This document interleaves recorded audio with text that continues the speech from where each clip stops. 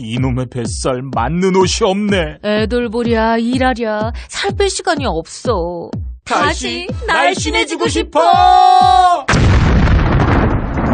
하루 한두 끼 맛있고 든든한 비타샵 스무디로 바꿔 드시면 됩니다. 1522-6648 1522-6648 혹은 비타샵을 검색해주세요. 팟캐스트 청취자분들께는 그린 스무디 한 포를 보내드립니다. 야, 이 부장! 네가 부장이면 땅이야? 뭐? 저 인간 저건 쟤 오늘도 술술 풀리고 안 먹고 회수 갔냐? 내일도 신체 상태로 출근하겠구만. 아이고. 고려 생활건강 술술 풀리고 음주전 한 포가 당신을 지켜드립니다. 특허받은 천연 유래 성분 숙취 해소제 술술 풀리고를 은하계 최저가로 딴지마켓에서 만나보세요. 와, 잘 잤다. 둔하고 센스 없는 줄 알았더니 침대는 잘 골랐단 말이야. 여보, 어제 온 소파도 너무 편하던데 소파는 어디 거야? 당연히 쇼엔이지. 편안함을 파는 사람들 쇼엔. 소파도 출시했구나. 그럼 이제 침대도 소파도 당연히 쇼엔이지. 편안한 건 다 파는 거네. 역시 쇼엔이지. 세계 최초 신개념 어린이 매트와 친환경 소파도 곧 출시됩니다. 검색창에 쇼엔이지 또는 검색창에 쇼엔이지. 문재인 대통령마저 이룰 수 없습니다. 언론 권력의 끝없는 왜곡과 조작의 숨은 7가지 비밀. 제대로 알아야 끝까지 지킨다. 조기숙 정치학 박사의 팩트로 파헤친 보고서. 왕따의 정치학. 위즈덤 하우스 미디어 그룹.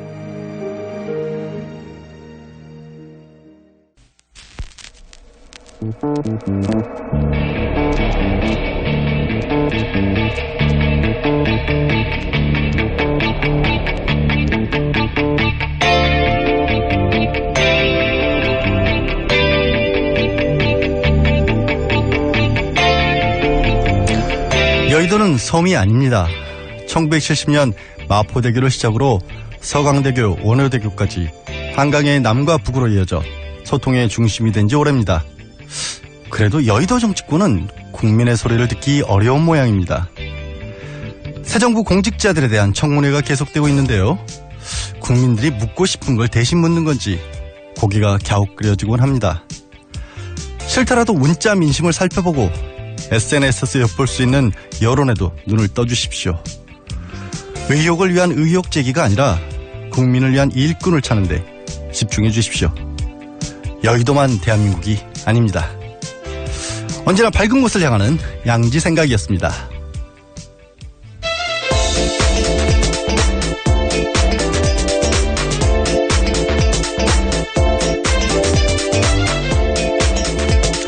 네, 안녕하세요. 고기 좋아하는 공장장이 고기 먹으러 놀러 가는 바람에 일주일 동안 대리 진행을 맡게 된 양지열 변호사입니다. 오늘도 변함없이 성실한 이 정도는 알아야 할 아침 뉴스 이알류의 시사인 김은지 기자 나오셨습니다. 네, 안녕하세요. 네, 안녕하세요. 오랜만이에요. 네, 고생이 많으십니다. 아니, 고생은 아니고요. 네. 오늘 아침에 오니까 이렇게 제작진들 표정이 밝아 보이죠? 왠지 여유가 있는 느낌입니다. 그렇죠. 맨날 공장장이 저보고 악마니 대마왕이니 하는데 왜 제가 오고 공장장이 빠졌는데 제작진의 표정이 밝아 보일까? 왜 김은지 기자의 얼굴이 이렇게 오늘 아침에 빛날까? 청취자분들에게 이 분위기를 전달해 드리지 못해서 아쉬울 뿐입니다. 본격적으로 뉴스 들어갈게요. 네네. 이게 참 이 김상조 지금 내정자를 두고 국민의당이 고민을 하고 있다면서요? 네, 그렇습니다. 지난 2일에 김상조 공정거래위원장 후보자에 대한 국회 인사청문회 있었습니다. 네. 이후에 자유한국당과 바른정당은 부적격 입장을 밝혔습니다. 그런데 국민의당은 아직 입장 정하지 않았습니다. 국회 정무위원회는 오는 7일에 전체 회의를 열어서 인사청문회 심사 경과 보고서 채택 여부를 결정할 예정입니다. 자유한국당은 만약 보고서 채택이 불발되는데도 문재인 대통령이 임명을 강행할 경우엔 향후 국회 일정 보이콧까지 검토하고 있다라는 것도 전해졌습니다. 그러니까 지금 구도가 일단 민주당은 당연히 여권이니까 찬성을 하고 정의당도 같은 입장이긴 하고 바른정당하고 자유한국당은 아무래도 조금 각을 세우는 쪽으로 굳어졌는데 국민의당이 그 가운데 낀 거잖아요. 어떻게 보면 캐스팅 보트로서. 예, 그렇죠. 이거를 뭐 행복한 고민이라고 해야 될까요? 아니면은 뭐 나름대로의 당 내에서도 좀 눈치가 있을까요? 네, 어쨌거나 당 안에서는 의견이 갈리고 있는데 오늘 오전에 당 지도부와 정무위원들이 합동회의 앞두고 있다고 합니다. 그럼 뭐 박지원 전 대표 같은 경우 조금 이 정도면 괜찮은 게 아니냐라는 식으로 또 개인 의견도 피력을 했는데 예, 지도부에서는 그렇죠. 어쨌든 계속해서 부적격이라는 쪽으로 생각을 하고 있는 것 같고 제가 봤을 때는 국민의당도 내부 사정 내지는 지금 국민의당이 아무래도 호남 지지율 같은 걸 생각을 해봤을 때는 너무 나설 경우에는 또 역풍도 불지 않을까 이런 우려도 할 것 같은데 어떻게 네. 보이세요? 당 내부에서도요. 박지원 의원뿐만이 아니라 천정배 의원, 김성식 의원도 찬성 의견 개인적으로 냈습니다. 그러다 보니까요. 의견 조율하기가 쉽지 않은 상황인 거죠. 지난번에 이낙연 지사 통과했을 때도 사실 엉뚱하게 주호영 바른정당에서 원내대표가 그런 얘기를 했잖아요. 바른정당은 오히려 다 찬성을 했는데 국민의당에서 이게 이견이 있었던 게 아니냐. 혹시 이번에도 그런 뭐 엉뚱한 일이 벌어지지 않을까라는 생각도 좀 해봅니다. 다음 뉴스로는 이 우리 군 차기 한국형 전투기 도입 사원과 관련해서 갑작스럽게 좀 변경된 그런 모습이 좀 보인다라고 해서 감사원에서 다시 감사를 한다 이런 얘기가 들리네요. 네, 그렇습니다. 이미 감사 진행하고 있는데요. 재연장까지 검토하고 있다고 어제 JTBC가 보도했습니다. 그러니까 이게 뭐냐면 차기 한국형 전투기라는 것을 도입하는 과정에서 원래 다른 비행기를 검토하고 있다가 갑자기 바뀌었다 이런 얘기인 거죠, 맥락이. 네, 흔히 FX 사업이라고 알려져 있는데요. 원래는 F-15SE 사일런트 이글이라고 해서 보잉사 전투기를 들어오기로 했었습니다. 예. 그런데 갑자기 아예 이것이 부결이 되면서요. 6년 동안 검토했던 게 2시간 반 만에 바뀌었다라는 겁니다. 그러니까 6년 동안에는 방금 말씀하신 것처럼 F-15SE를 하려고 검토를 했었는데 2시간 만에 김관진 당시 이제 국방부 장관이었고 국방부 장관이 개입을 하면서 갑자기 F-35로 바뀌었는데 문제는 이거를 바꾸려면 F-15SE 때처럼 충분히 재검토를 해서 그 여러 가지 후보들 중에 하나로 바꿔야 되는데 그게 아니라 그냥 덜컥 2시간 만에 아예 F-35로 바꿔버렸다. 이런 게 의혹인 거잖아요. 예, 그렇게 이제 몰아갔다라는 취지의 보도인데요. 그렇기 때문에 감사원에서도 이것들까지 같이 감사하는 게 아니냐라고 JTBC가 보도하고 있습니다. 그렇게 되면은 지금 사드 도입도 그렇고 차세대 전투기도 그렇고 김관진 전 안보실장이 과연 어떤 역할을 했었느냐. 지난번에 송영길 의원 같은 경우 또 참 놀라운 얘기도 하셨는데 그때 뭐였죠 그게? 네, 지난번에 뉴스공장에 출연해서 뭐 전화 인터뷰이긴 했는데요. 여러 가지 의혹 제기를 하면서 정윤혜 씨와 그리고 김관진 현 안보실장의 관계에 대한 의문을 제기하면서 로키드 마틴과도 연관이 있는 게 아니냐라는 의문을 제기한 겁니다. 사실 그건 어마어마한 의혹인 게 이건 방산비리일 수도 있다라는 말씀을 하신 거고 우리가 지금 로키드 마틴하고 실제로 체결한 게 2021년까지 한 12조 원가량을 체결을 했다라는 건데 거기에 만약이라도 부정한 소지가 조금이라도 끼었다면 분명히 밝혀야 될 내용일 것 같습니다. 자, 사드. 그럼 이제 사드 얘기 좀 전에 했으니까 사드 배치와 관련해서 정의용 안보실장이 미국에 가서 입장을 좀 밝혔네요. 네, 그렇습니다. 환경 영향 평가와 관련한 국내법적 절차를 앞세워서 사드 배치 시기 조율 나서는 게 아니냐라는 보도가 나오고 있는데요. 네. 정의용 실장이 지난 1일에 미국에서 한국 기자들과 만나서 이렇게 밝혔습니다. 환경 영향 평가를 철저하게 하려면 우리가 당초 예상했던 것보다 더 많은 시간이 걸릴 수 있지 않을까 생각한다라는 건데요. 사드와 관련한 이야기입니다. 그러니까 지금 뭐 하겠다 안 하겠다를 넘어서서 이제 문재인 대통령께서 후보 시절부터 밝혀왔던 게 이게 하더라도 제대로 어떤 절차를 밟아서 해야 하는 게 아니냐. 그런 입장을 다시 한번 미국 측에 설명을 했다라는 그런 얘기인 거죠. 예, 그렇습니다. 다녀와서도요. 관련된 내용을 대통령한테 보고했다라고 하는데 미국 쪽 입장은 이해한다라는 메시지가 나왔다라는 겁니다. 원래 올해 12월까지 미국 쪽하고 합의가 된 것도 올해 12월까지 배치를 한다라고 합의가 됐기 때문에 미국에서 봤었을 때도 이게 큰 문제가 안 되는 거죠, 그러면. 네. 그리고요. 우선 이달 말에 한미 정상회담이 있기 때문에 관련해서 그런 이야기들을 좀 의제를 조율할 필요가 있거든요. 그래서 정의용 실장이 미리 가서 이야기를 했고 우리 쪽 입장에 대해서는 미국은 이해한다라는 메시지를 냈다라는 겁니다.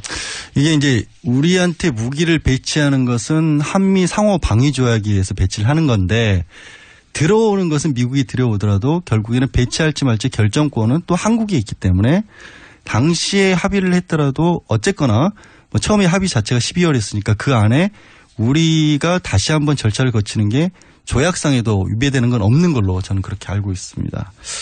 한민구 장관이 시조를 푸셨네요. 네, 그렇습니다. 기자들에 대한 질문에요. 선문답식으로 답을 한 건데요. 말로써 말 많으니 말 많을까 하노라. 이게 무슨 말로써 말이 많으니까 말을 안 하겠다. 예, 이거죠. 그렇죠. 그냥 입을 다물겠다는 거잖아요. 쉽게 말해서. 예, 그렇습니다. 조선 영조 때 김천택이 펴낸 시조집 청구영언에 작자 미상으로 나온 시라고 합니다. 아니 뭐 정치인들이 사자성어 이렇게 가져다 쓰는 경우는 많이 들었는데 무슨 시조를 뭐 이럴 만한 이유가 있는 거예요? 특별히? 예, 사드 발사대 추가반입 보고 누락한 데 대해서 기자들이 계속해서 묻자요. 입장이 곤란해지니까 이런 식으로 말을 마무리한 것 같습니다. 아, 그러니까 원래 이제 지금 얘기가 나왔던 게 정우영 안보실장하고 얘기하다가 사드 추가 반입이 있었느냐, 이것도 반입이냐 배치냐 가지고 그렇죠. 얘기를 많이 예. 했습니다만 어쨌든 그런 식으로 정 안보실장이 물어보니까 그런 게 있었냐라고 얘기를 반문을 했다라고 보도가 나왔는데 그게 또 의사소통상 서로 오해였다 이런 식으로 해명을 했거든요. 예, 한 차례 그렇게 이야기했죠. 예, 그래서 더 추궁을 하면서 그게 도대체 무슨 말이냐라고 그러니까 이번에는 아예 의사소통을 안 하시겠다. 예, 말을 피한 거죠. 예, 알겠습니다.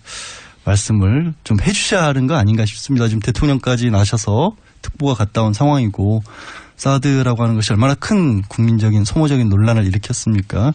정리가 되는 대로 좀 말씀을 해 주시기 바라고요. 문재인 정부의 윤곽이 지금 어느 정도 그 완성 단계에 이른 거죠? 이러면. 네, 더불어민주당과 정부 청와대가 오늘 첫 고위 당정청 회의 열고 정부 조직에 관련해서 발표합니다. 기존의 17부 5처 16청 체제였는데 이것을 18부 4처 17청 체제로 바꾸겠다라는 겁니다. 예. 대표적으로요. 중소기업청을 중소벤처기업부로 격상하고 소방청과 해양경찰청을 국민안전처에서 독립시키는 대신에 국민안전처를 없애겠다라는 겁니다.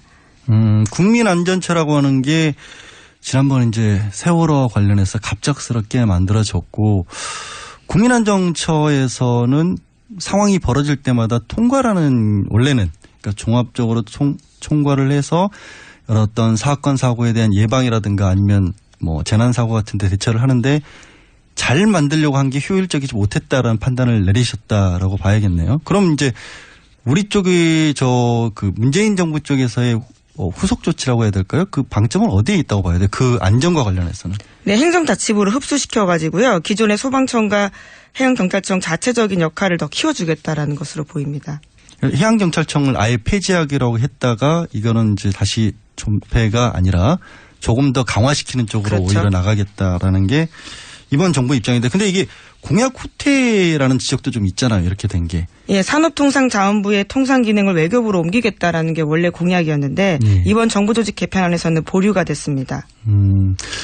그 보류의 배경은 아무래도 국제적으로 봤었을 때도 산업통상과 관련 부분은 좀 따로 떼놓고 하는 게 맞다라는 판단을 한 것 같고 이번에 이렇게 비교적 소규모로 개각을 했다라는 것은 내년에 개헌 문제 같은 것도 좀 염두에 둔 포석이 아닌가 하는 분석이 있겠죠. 아무래도. 네, 크게 손대지 않으려고 하는 것은 보입니다. 네.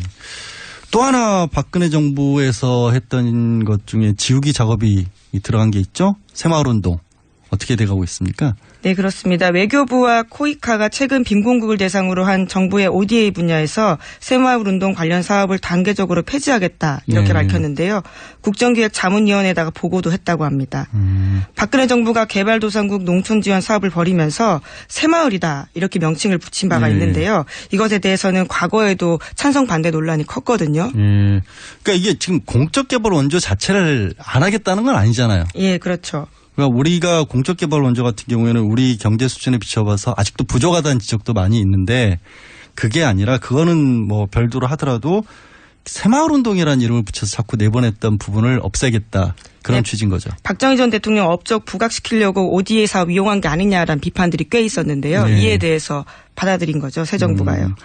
게다가 지금 뭐 제가 얼핏 떠오르는 게 당시에 베트남 같은 데는 새마을 사업 내지는 ODA 사업이라고 해놓고 사실상 이게 최순실 씨 자자손손 먹고살기 운동 아니냐라는 식의 의혹도 제기가 됐던 걸로 기억을 하는데 베트남도 그런 일환의 하나였죠. 당시에. 네. 베트남도 있었고요. 미얀마 지금 말씀하시는 것 같은데. 미얀마. 예, 760억 원짜리 국가 사업을 하려다가요.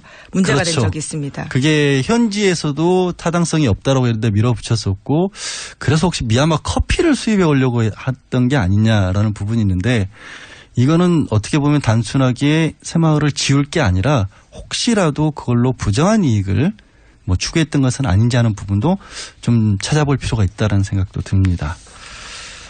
아이고야, 이게 또 이상한 얘기가 나오네요. 우리 검찰이 이른바 돈봉투 주고받은 술자리에서 대통령이 감찰 지시까지 해서 검찰 개혁한다는 얘기가 나왔는데 그 감찰이 또 이상하게 돌아가고 있다면서요. 네. 돈봉투 만찬에 참석했던 노승건 서울중앙지검 1차장이 지난달 말 대검에 접수된 관련 사건을 넘겨받아서 이것을 자신이 지휘하는 서울중앙지검 조사 일부에 배당했습니다.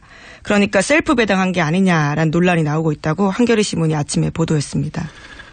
아니 지금 그때 만찬도 이 관리 감독을 해야 되는 법무부 간부하고 수사를 담당했던 서울중앙지검 간부들이 술을 같이 마시고 돈봉투 서로 나눠 갖는 바람에 문제가 된 건데 이번에는 그래서 그거를 감찰하라고 했는데 그것도 또 다시 자기 식구들끼리 하겠다는 거예요, 그러면? 예, 이번에는 수사와 관련된 부분들인데요.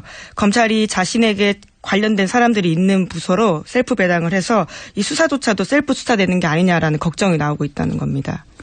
이거는 모르겠습니다. 이게 워낙에 이제 노승건 서울중앙지검 같은 경우에 담당하고 있는 범위가 넓기 때문에 그랬을 수도 있으나 확인해 볼 필요는 있는데 이게 정말로 지금 한겨레 단독 기사인가요? 예, 그렇습니다. 이 기사에서 나오는 것처럼 글자 그대로 셀프 수사를 하려고 한 것이라면 이건 일종의 항명이잖아요, 그러면. 대통령이 직접 지시해서 감찰해서 수사로 이어진 건데 그걸 내 식구를 시켜서 나를 조사하겠다? 이 확인이 다시 한번 필요한 후속 취재가 필요한 상황이라고 생각되네요.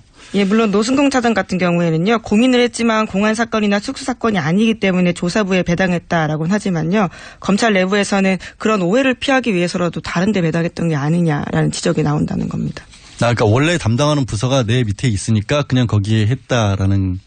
그럼 법무부하고 서울중앙지검하고 술 먹은 것도 마찬가지네. 원래 담당하는 부서고 원래 아끼는 후배들이니까 술 먹은 거 당연하다는 얘기를 또 한 거잖아요, 그러면 그건. 국민들이 어떻게 받아들일지 참 이것도 고개가 갸웃거려집니다. 국정원 감찰을 좀 제대로 해보겠다. 그런 발표가 있었습니다. 네, 이것도 한국일보의 아침 단독 기사인데요. 예. 국정원의 감찰실장에 현직 검사가 내정됐다라는 겁니다. 감찰실장에 조남관 서울고검 검사가 내정된 것으로 알려졌다라는 건데 감찰실장은 국정원 빅5 자리 중에 하나로 꼽힐 정도로 중요한 자리라고 합니다. 원래 검찰하고 국정원도 서로 인적 교류를 많이 하잖아요. 근데 이거는 조금 예외적인 경우인가요? 이렇게 되는 거는? 네, 지난번 박근혜 정부에서도 있긴 했었지만요. 감찰실장 자리에 검사가 오는 것은 이번이 두 번째 경우로 보이는데요. 예. 특히 이번 인사 같은 경우에 조 검사 같은 경우에는요. 2000년 12월 달에 대통령 직속 의문사 진상규명위원회 소속으로 조사 1과장 역할을 했다고 합니다. 당시에 중앙정보부 그러니까 현 국정원에서 조사받다가 사망한 고 김최종길 서울대 교수가 있는데 이 교수의 의문사 사건을 맡고 나서요. 국정원이 개입해서 숨졌다라는 취지의 조사 결과를 발표한 적이 있다고 합니다. 네, 그러면 인권 조사를 했던 검사가 이제 국정원의 실태를 감찰하는 그런 역할을 맡았다라는 건데 기대가 좀 되긴 합니다. 다음 뉴스는 이게 정유라 씨 지난주에 영장이 기각이 되면서 또 한 번 국민들의 굉장히 큰 실망감을 안겨줬는데 재청구 한답니까? 네, 검찰에서 고민에 들어갔다고 하는데요. 구속영장 청구를 기각한 데에 대해서 기각 사유를 분석하고 정 씨를 한두 차례 더 조사한 뒤에 영장 재청구 여부 결정하겠다라는 겁니다. 네.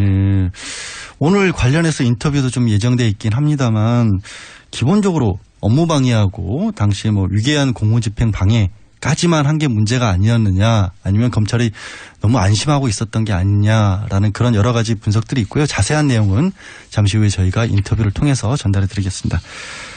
자, 다음은 우리 홍준표 전 지사가 귀국을 했습니다. 어제 공항이 아주 성황이더라고요. 잔치나 벌이는 것 같았어요. 저는 보니까. 네, 홍 전 지사가 자유대한민국의 가치를 지키는데 함께하겠다면서 당권 도전 의사도 어제 숨기지 않았습니다. 네. 홍 전 지사 귀국으로 제1야당의 당권 경쟁이 본격적으로 시작되는 분위기인데요. 신친박으로 분류되는 원유철 전 원내대표도 당권 도전 의사 내비쳤고요.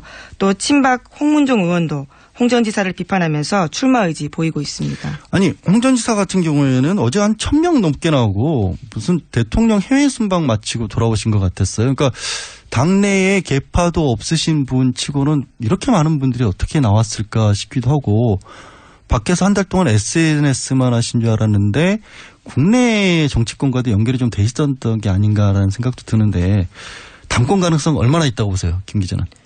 뭐 우선은 현재 자유한국당 자체가 유명한 인물들이 없다 보니까요.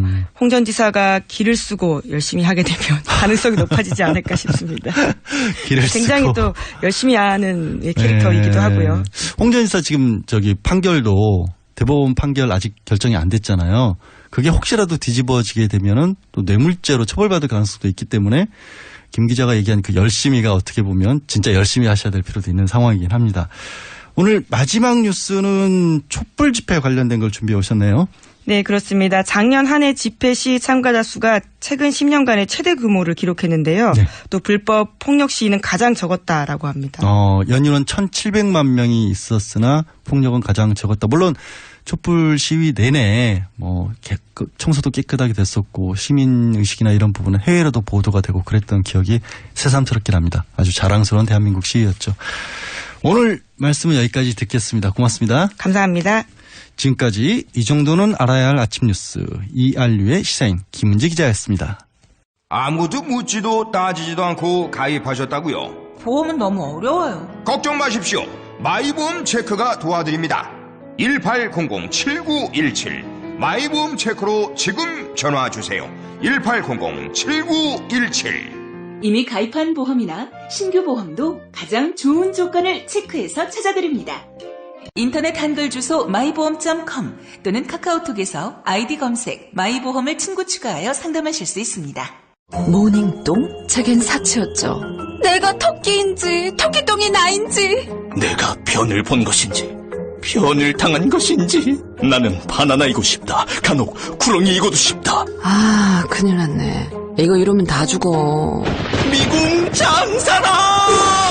빅동의 추억 미궁 장사랑이 찾아드립니다. 혈중 콜레스테롤 개선과 배변 활동에 도움을 주는 건강기능식품입니다. 검색창에 미궁 장사랑. 골반 잡자 바로 잡자 바디로직 허리 통증 바로 잡자 바디로직 몸매 교정 바로 잡자 바디로직 자세가 좋아지는 골반 교정 타이즈 바디로직 검색창에 골반 교정 바디로직 삐딱한 남성 골반 허리에도 역시 바디로직입니다. 바디로직의 효과를 못 느끼셨다면 100% 환불해드립니다. 자세한 환불 조건은 홈페이지를 참조하세요.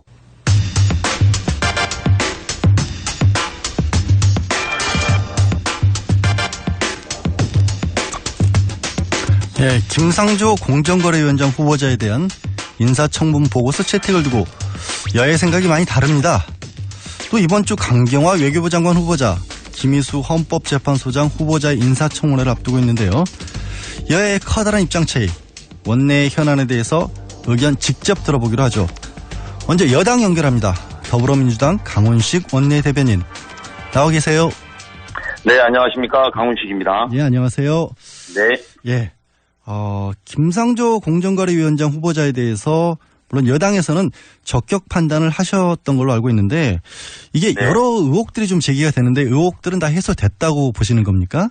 네, 실제로 많은 부분이 해소됐다고 저희는 판단하고 있고요. 예. 동시에 또 작은 의혹들이 있었습니다만 이게 공정거래위원장으로서 업무 수행을 하는데 심각한 지장이 있다 이렇게 판단하기는 어렵습니다. 예. 그리고 또 많은 국민들이 이 청문회 과정들을 저희가 공개해서 하는 이유는 국민들의 눈높이에 맞는지 안 맞는지가 더 중요한 것 아니겠습니까? 예. 실제로도 많은 언론 보도에서 야당을 가리켜서 결정적 한방이 없었다 이런 표현들을 많이 썼는데요.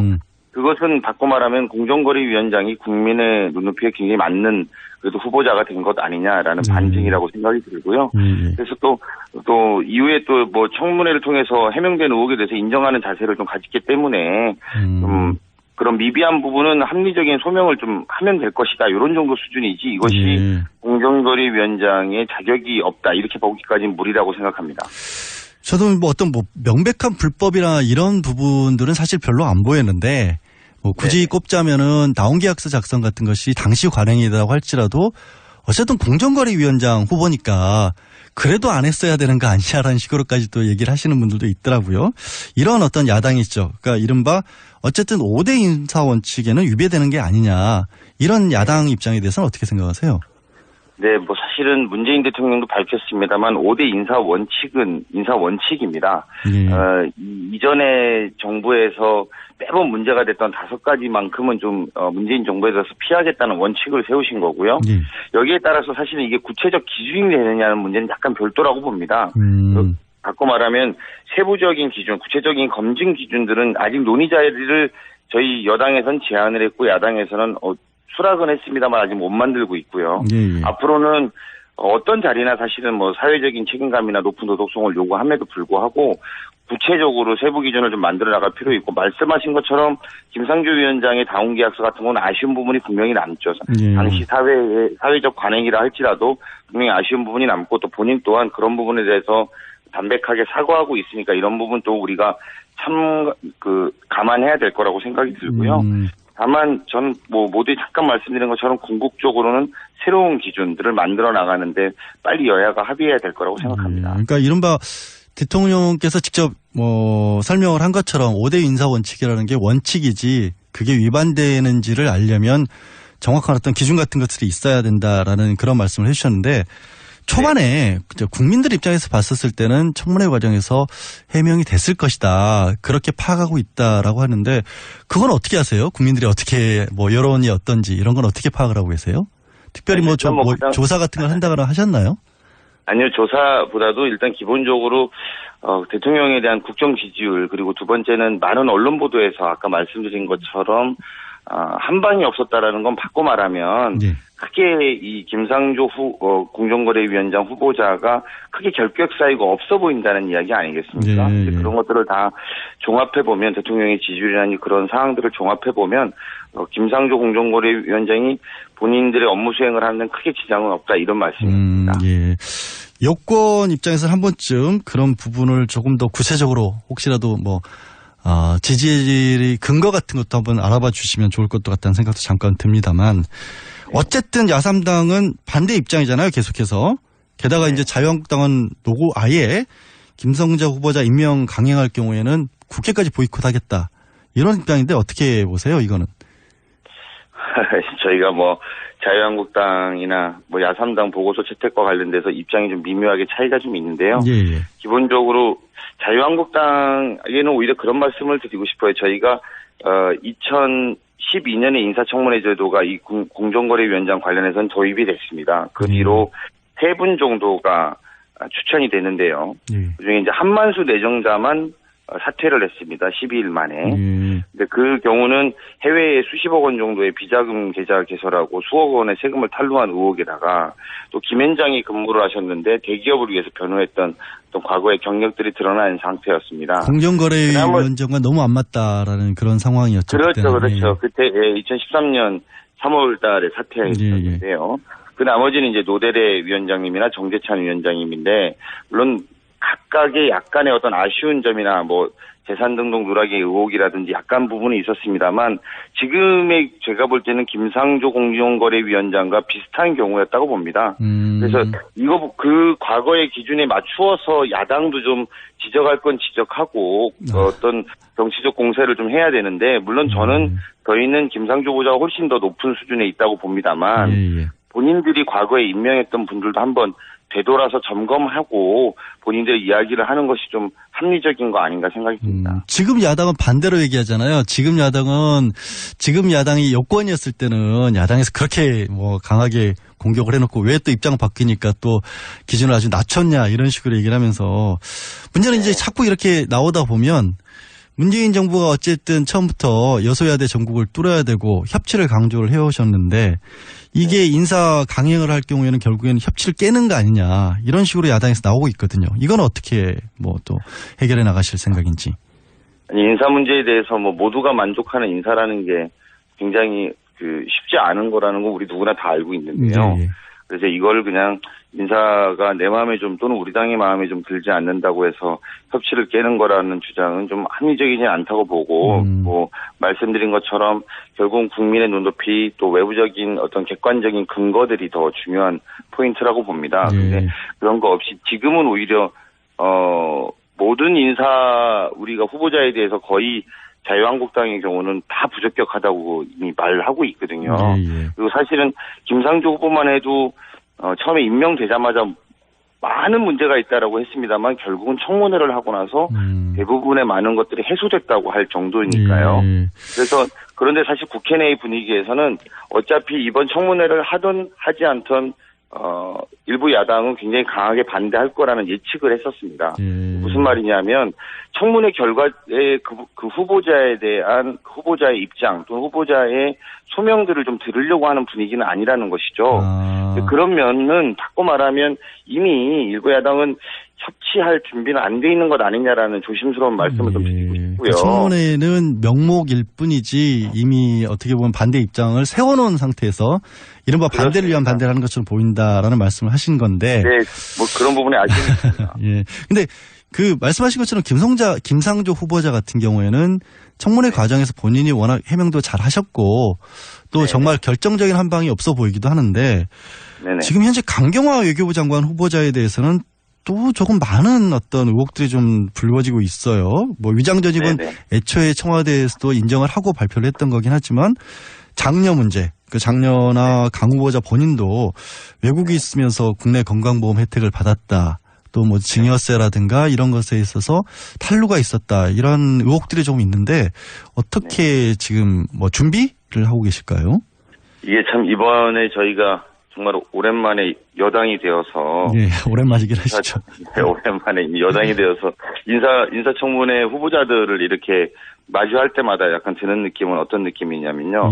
이게 사실은 굉장히 저희가 높은 수준에서 준비를 해서 국민 여러분들한테 소개를 해도 불구하고, 이게 그분들에 대한 공격들, 즉, 그 공격 하나하나를 일일이 대답하는 것만큼이 다 논쟁과 쟁점이 되어 왔습니다. 그럼 바꿔 말하면 후보자가 임명되는 데까지, 그러니까 청문회까지 굉장히 긴 시간이 있는데요. 이 시간 동안 계속된 의혹들이 제기되지만 사실은 후보자 입장에선 공식적으로 코멘트할 수 있는 시간은 청문회밖에 없다라는 겁니다. 그렇죠. 그 전에는 계속된 의혹들을 그냥 부풀려지는 지점들이 분명히 있죠. 그래서 청문회를 들어본 다음에 우리가 판단하는 과정들을 좀 가졌으면 하는 바람이 하나 있습니다. 즉 본인의 직접적인 소명 그리고 충분한 소명을 들은 다음에 우리가 납득 가능한지 그렇지 않은지 판단을 할 필요가 있다 이런 게 하나 있고요. 그럼 그런 면에서 보면 강경화 외교부 장관 후보자 같은 경우에는 이미 딸의 국적 문제나 이런 몇 가지에 대해서 청와대가 이미 밝히고 시작을 했던 부분도 있습니다. 그럼 제가 뒤집어서 왜 청와대는 그럼에도 강경화 후보자를 고집할까 또는 추천했을까 이런 부분을 한번 생각해 보실 필요가 있을 거라고 보는데요. 능력이라는 부분 일단 그런 부분에서도 더 생각을 해봐 달라 이런 말씀이시죠? 네, 그렇습니다. 그러니까 뭐 특히나 지난 정부에서 가장 우리가 국민들이 분노했던 건 위안부 합의 문제 아니었습니까? 그렇습니다. 또 강경화 후보자가 지난주에 위안부에 직접 방문하고 거기 계신 할머니들이 왜 이제 왔냐 정말 적격자가 여기 왔다 이렇게 반기는 장면들을 저는 확인할 수 있었는데요. 그 외교부가 외교 관료로 이렇게 굉장히 사실은 어떠한 기득권 또는 뭐 어떠한 이렇게 바뀌기 쉽지 않은 세력 또는 뭐 부처 중에 하나입니다. 이런 부분에 있어서 강경화 후보자의 소위 외모고시 출신의 후보자가 좀 바꿀 수 있다. 외교부를 새롭게 좀 능동적이고 활력 있게 바꿀 수 있다라는 고뇌가 있었을 거라고 보고요. 임명하는 쪽에서는. 그런 부분에 있어서 조금 아쉬웠어도 불구하고 아쉬움에도 불구하고 임명한 것이니까 그 청문회까지는 좀 지켜보고 좀 판단해도 늦지 않나 이런 생각이 듭니다. 그런 부분은 청문회장에서도 여당에서도 조금 지원 사격이 있어야 될 것 같긴 한데 이번 청문회 때 뭐 야당 청문위원들이 그분들 말씀으로는 문자 폭탄, 저는 문자 민심이라고 읽었습니다만 이런 논란이 좀 있었지 않습니까? 뭐 더불어민주당은 문자 민심에 대해서 어떻게 생각하십니까? 이게 뭐 제가 당의 입장은 전체 말씀드린다라고 대변인이시잖아요. 예. 기본적으로 일단 저는 정치 참여한 형태다 이렇게 생각합니다. 예, 정치를 표현하고 싶고 또 정치를 말하는 모든 분들에 대해 의견에 대해서는 존중돼야 된다고 생각합니다. 오히려 하지만 이제 그런 소위 문자 아까 뭐 또는 폭탄 또는 행동 뭐 여러 가지 요즘에 단어들이 새로 나오고 있잖아요. 근데 이런 부분에 있어서 좀 제안드리고 싶은 것은 좀 칭찬 문자도 한번 좀 많이 좀 보내주셨으면 좋겠습니다. 그러니까 뭐 자유한국당이 가령 예를 들면 최근에 우리 그 김연아 의원 같은 경우에 그 자유한국당 당론은 이낙연 총리의 그 거부하는 것인데 거기에 투표에 참여하고 또 거기에 투표도 하시고 이러셨거든요. 민주 문제에 있어서 이런 분들한테는 좀 문자 세례라고 할까요? 뭐 이렇게 너무 정서적인 것 같은데 칭찬 칭찬 문자 세례를 이렇게 좀 보내서 그런 분들도 인터뷰가 좀 많이 나왔으면 좋겠어요. 굉장히 의정 활동에 힘이 되고 있다 이런 것들이. 반대하시는 분 새로운 문화들이 좀 형성됐으면 좋겠습니다. 반대하시는 분들한테도 반대할 때 뭐 심한 말씀 말고 논리적으로 좀 차분하게 국민의 의견을 전달하면 폭탄이란 말은 좀 사라지지 않을까 싶기도 한데. 아니, 저도 많이 받아봤습니다. 많이 받아봤는데. 네, 받아봤는데요. 그러니까 그렇게 막 격하고 되게 소위 두려움을 느끼게 상대가 두려움을 느끼게 하는 수준의 것들은 지양되어야 될 거라고 생각합니다만 뭐 충분히 의견 내시고 또 칭찬도 해주시면 좋겠습니다. 한 가지만 마지막으로 여쭤볼게요. 사드 배치 이게 보고가 안 됐다. 청와대에서 이렇게 해서 진상조사를 해야 된다는 입장에 대해서 지금 민주당은 진상조사 청문회까지 하자. 국정감사 하자. 야당은 반대한다. 여기에 대해서는 어떻게 지금 생각하십니까? 공식적 입장이 진상조사는 당연히 해야 될 거라고 보고요. 하지만 청문회에 대한 공식적 입장은 청문회를 하자는 입장은 정확하게 아닙니다. 다만 우리 당의 사드 특위에서는 청문회를 하자고 요구하고 있는 것이고요. 당의 최종 입장은 청문회를 해야 된다 말아야 된다는 입장은 아닙니다. 다만 말씀드린 것처럼 이제 이런 문제가 밝혀진 만큼 행정부에서 진상조사는 되어야 될 거라고 보고요. 그 진상조사의 과정들을 보고 이것이 청문회로 가야 되는 건지 또는 이 청문회를 통해서 청문회를 만약에 하게 된다면 그걸 통해서 우리가 이것들을 국회에서 논의를 다시 해야 될 건지 말 건지를 전반적으로 다 살펴보고 점검해야 될 거라고 생각합니다. 네, 알겠습니다. 오늘 말씀은 여기까지 듣겠습니다. 고맙습니다. 네, 고맙습니다. 지금까지 더불어민주당 강훈식 원내대변인이셨습니다. 이어서 캐스팅 보터를 쥐고 있는 국민의당 최명길 원내대변인 입장 들어보겠습니다. 최 대변인님 연결돼 계신가요? 네, 안녕하세요. 네, 안녕하세요. 네. 자, 김상조 공정거래위원장 후보자에 대해서 조금 전에 이제 여권에서 민주당에서는 어떤 의혹은 많았지만은 결정적인 한 방은 없었다라고 얘기를 했는데 국민의당은 당론은 지금 부적격인 거죠, 지금? 그렇습니다. 그 도덕적 측면에서 흠이 많고 제기된 여러 의혹이 풀리지 않았다는 거니까요. 또 공정거래위원회가 우리 사회의 대표적인 시장 감독 기구니까 더 높은 수준의 도덕 기준을 충족해야 이른바 이제 국민 눈높이에 맞는다 그런 얘기입니다. 지금 개인적으로 보시기에는 말씀하신 것처럼 의혹들이 여러 가지가 있긴 했는데 좀 결정적인 한방 같은 것은 어떻게 생각하세요? 결정적인 한방이 없다라고 조금 전에 이제 강훈식 그 민주당 대변인은 그렇게 시작을 하셨는데. 공직 후보자들 이제 사퇴시켜야 된다든가 본인이 알아서 그만두어야 할 결정적 한방이라는 거는 정말 너무나도 상대적인 거였어요. 이것 때문에 사퇴해야 된다라고 이제 어떤 기준이 존재할 수는 없는 거고요. 아니 개인적으로 딱 말씀드렸던 대로 국민 눈높이에 맞는 게 다를 수 있는데 공정거래위원장의 경우는 늘 더 높은 수준의 검증을 요구했던 게 현실이고요. 그래서 어찌 보면은 김상조 교수에 대해서 가지고 있었던 국민의 그 기대에 충족하지 못한다는 뜻이겠죠. 어떤 결정적인 꼭 하나가 문제된다기보다는 전반적으로 그렇다라는. 우선 다운계약서 위장전이 흔히 얘기됐던 것이지만 해명이 됐다고 하지만 자료 제출도 완벽하지가 않고 야당 청문위원들 수준 보기에는 해명되지 않았다고 보는 것입니다. 그 부분이. 또 예일대학교 연수 부분에서 누가 스폰서라는 말에 대해서 굉장히 거부감을 나타냈지만 누가 재정적 부담을 했느냐 하는 거에 대해서도 깨끗하게 해명이 되지 않았지 않습니까? 이 부분에 대해서 지금 문의를 한 상태니까요. 좀 기다려봐야 될 것 같습니다. 지금 국민 눈높이라는 말씀을 하셨는데 국민들은 어떻게 생각하고 있는지는 별도로 좀 파악하시는 게 있나요? 여론 같은 거를? 흔히 얘기할 때 이제 수치로 나타나는 여론조사 수치를 가지고 얘기하는데 어떤 정부든 새 정부 초기에 심지어 굉장히 논란을 빚었던 그 공직 후보자들의 경우도 당시에 그 맥락에서 국민을 상대로 여론조사를 해보면 통과를 시켜주는 게 맞다라고 보는 여론이 훨씬 많이 나옵니다, 보통. 그러나 많은 사람들이 낙마를 하거든요. 그것은 특정 정부가 시작되는 시점에 그 정부를 밀어줘야 된다는 그런 분위기에서 만들어진 그 여론조사라고 하는 것은 정확하게 그분이 공직을 수행하는 기간 내내 갖춰야 될 도덕적 기준을 미리 반영하는 건 못 되거든요. 그래서 그러니까 그런 걸 근거로 결정적 한방이냐 아니냐 얘기하는 것은 객관적인 기준은 아니라고 봅니다. 국민들이 지금 현재 벌이고 있는 지지는 어떻게 보면 새 정부 출발에 대한 지지인 것이지 지금 김상조 내정자 한 사람에 대한 지지라고 보기는 어렵다. 그런 말씀이신 거죠? 그렇습니다. 그분이 공직을 수행하게 될 경우 2년, 3년, 뭐 4년을 할 수도 있는데 그분이 재임 기간이 끝나갈 무렵에 국민들의 평가, 국민들의 어떤 그 지지 열기가 계속 유지되지는 않을 거 아닙니까? 그런 기준에서 봐도 맞는 사람들 그런 의미죠. 근데 지금 국민의당 내부에서도 예를 들어서 박지원 전 대표라든가 뭐 천정배 의원이라든가 조금 우호적으로 들리는 그런 얘기들도 나오고 있잖아요. 당론은 지금 부적격이라고 말씀하셨지만. 정치인들은 개인적인 그 SNS 계정이라든지 이런 의사표현의 창구를 통해서 의견을 얘기할 수 있죠. 그렇고 김상조 교수가 그 살아오면서 대부분의 시간을 야당들과의 어떤 그 교감 속에서 활동을 해왔지 않습니까? 그러니까 사적으로도 굉장히 연이 있고요. 저도 잘 아는 분이고요. 그렇기 때문에 어떤 입장을 내는 것들과 당이 공식적으로 입장을 판단하는 것은 별개의 문제라고 봅니다.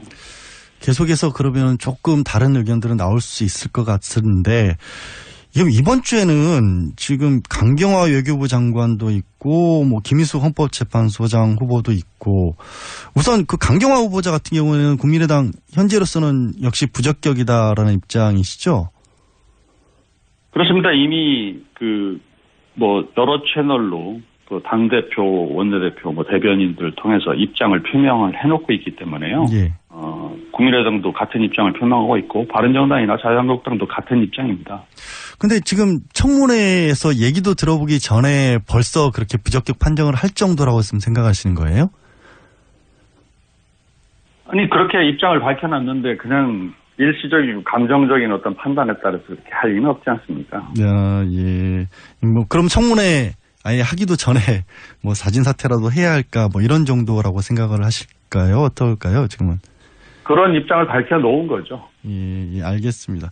그럼 이제 김희수 헌법재판소장 같은 경우 후보자가 지금 가장 문제라기보다는 가장 크게 조금 국민의당 쪽에서 제기하는 게 5.18 판결 당시에 군법무관으로 있으면서 판결 사형 판결 같은 걸 했던 부분에 있어서 문제를 제기하고 있는데 그런 부분이 가장 큰. 네, 그 부분도 크다고 봅니다. 그런데 이제 헌법재판소장 후보자 경우는 특별한 또 맥락이 있습니다. 그러니까 이분이 이제 대한민국 헌법 가치를 수호하는 대표기관이 헌법기관인데요.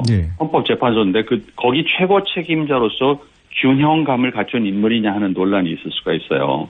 그 통진단 해산 반대 의견을 포함을 해서 소수 의견을 많이 낸 진보 인물이시잖아요. 그런데 이분이 재판관으로 활동하는 것은 전혀 문제될 게 없는데 과연 헌재 소장으로서 괜찮은 거냐 이런 걸 묻고 있는 거고요. 또 다른 문제는 말씀하신 대로 그분이 광주 민주화운동 당시에 31사단 군판사였는데 그때 이제 20대 군판사가 계엄 상황에서 내린 판결이란 점이어서 좀 감안을 해야 된다고 얘기를 하지만 시민군을 태웠던 그 버스 운전사한테 사형 선고를 한 대목은요. 과연 덮고 넘어갈 수 있는 거냐 이런 논란이 있는 겁니다. 사실 이제 5.18 정신을 헌법 전문에 넣자 이런 차원에서 발탁한 헌재소장이니까요. 이게 더 논란인 거죠. 그래서 저희 당 청문위원들도 당시 판결문을 꼼꼼히 따져보고 있는 그런 상황이고요. 또 당시 계엄군 대검에 찔려서 피살된 여성 시신 검시를 맡았던데 그분이 검시 의견서를 어떻게 냈으며 그 이후에 연관된 판결을 어떻게 했는지 이런 것들도 검토를 하고 있는 그런 상황입니다. 뭐 부동산 관련 의혹 제기된 게 있어서 파악을 하고 있고요. 예, 지금 말씀하신 가운데 개별 재판관이라면 모르겠습니다만은 헌법재판소장으로서는 과연 균형 감각이 있는 것인지도 좀 따져봐야 된다. 그런 취지로 말씀을 하셨는데. 네, 그렇죠. 예, 이제 통진한 계산이라든가. 얼마든지 소수이익을 많이 내도 상관이 없는데.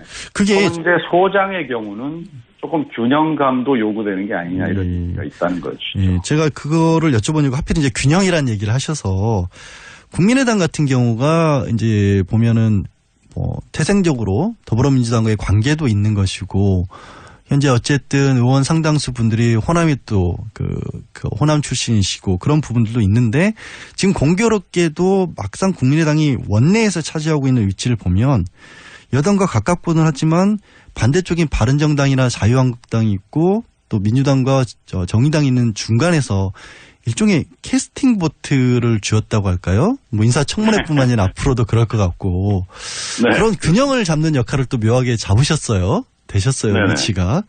그러니까 앞으로 이제 향후 전국 전반에 있어서의 어떤 국민의당의 뭐 포지셔닝, 위치 잡기 이런 것들이 그러면 지금 말씀하신 균형에서 어떤 처해지는 그런 거를 갈까요? 어떤 전략으로 보셔야 될까요? 원래 추구하는 창당 정신이 그 이른바 중도 개혁을 추구하는 그 정당이고요. 예. 그러니까 뭐 그렇지만 어떤 야당이기 때문에 그 견제 감시 역할을 맡은 그 책무를 다할 뿐인데요. 조금 전에 이제 그 말씀하신 부분에 몇 가지 이제 그 질문이면서 해답이 들어있는데 그 여소야대 이제 상황에다가 캐스팅 보트 역할을 국민의당이 갖고 있다라고 얘기를 했는데 실제 궁금한 게 민주당의 경우는 지금 여소야대 상황이라는 인식은 정확하게 하고 있는 건지 우선 궁금하고요. 그리고 국민의당이 캐스팅 보트를 가지고 있는데 왜 행사하지 않을까? 그 이유는 어떻게 보고 있는 걸까? 이게 참 궁금해요. 예. 또 국민의당이 아까 여당과 가깝다는 그런 말씀도 하셨는데 실제 어떤 면에서 가까운 건지 민주당은 실제 자기들과 가깝다고 여기는 건 맞는 건지 이런 것들이 궁금할 정도입니다. 실제 저쪽 열광 지지자들한테 문자 폭탄 많이 받는 게 가까운 겁니다. 정말 가까운 거 맞아요. 네, 조금 서운하신가 봐요. 서운한 게 아니라 정확하게 현실을 인식을 좀 해줬으면 좋겠다는 것입니다. 그러니까 제가 근데 그리고 지금 입장을 여쭤본 이유는 이제 많은 분들이 국민의당 내부에서도 어떻게 보면은 각각의 개별 의원들이 뭐 지역구나 이런 것에 따라서 이해관계도 좀 엇갈리기 때문에 그런 부분들이 국민의당 전체의 당론을 밖으로 표시하는데 좀 다른 목소리로 나온 것도 아니냐. 그래서 뭐 아까 지금 김상조 내정자 같은 경우에도 당론은 부적격인데 일부 의견들은 뭐 개인적으로 찬성한다라는 그런 목소리들이 끊이지 않는 게 아닌가. 그런 어떤 지적을 좀 드린 거죠. 말씀을 드린 거죠. 그렇죠.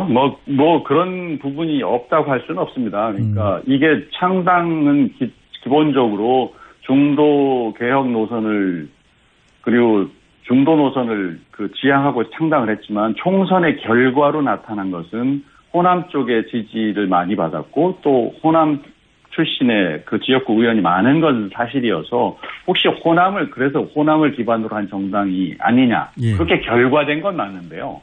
그 창당의 정신이라든지 이후 추구한 가치가 어느 특정 지역에 기반을 했다고 볼 수는 없는 거기 때문에요.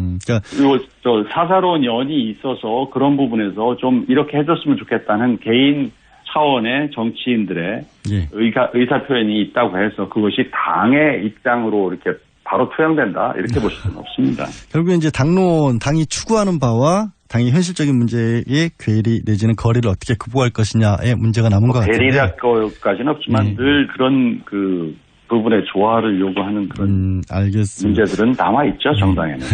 중간에 문자 폭탄이라고 하셨어요. 근데 저는 개인적으로 이제 아까 뭐 문자 민심이라고 표현을 저는 하고 있습니다만은 이게 그 국민의 어쨌든 대표기관인 국회의원들에게 민의를 국민들이 전달하는데 이게 폭탄이냐.